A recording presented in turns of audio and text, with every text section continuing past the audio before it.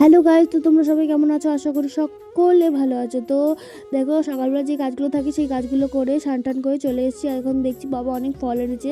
তো বাবা বললো জামটা মাখিয়ে রাতে, তারপর বিকেলে খেতে ভালো লাগবে।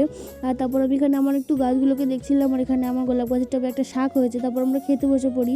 তো এখানে বাবা যে আমগুলো নিয়ে এসছে সেই আমগুলোই খাওয়ার পর খাচ্ছিলাম। তারপর না আমি দুপুরবেলা একটা আইসক্রিম লুকিয়ে লুকিয়ে খাচ্ছিলাম, যেটা আমার মা জানে না। তো প্যাকেটটা কোথায় ফেলবো বুঝতে পারছিলাম না। তো এখন আপাতত এই মগটাই রেখে দিচ্ছি, পরে দেখা যাবে কোথায় রাখাই, কোথায় রাখি। দিয়ে তারপর বিকেলবেলা এই যে ফলগুলো এনেছিলো সেগুলো একটু খেয়ে বাবার সাথে বেরিয়েছিলাম, কারণ আজকে হচ্ছে জামাই ষষ্ঠী। তোমরা কারা কারা জামাই ষষ্ঠী করতে গেছো অবশ্যই জানিও।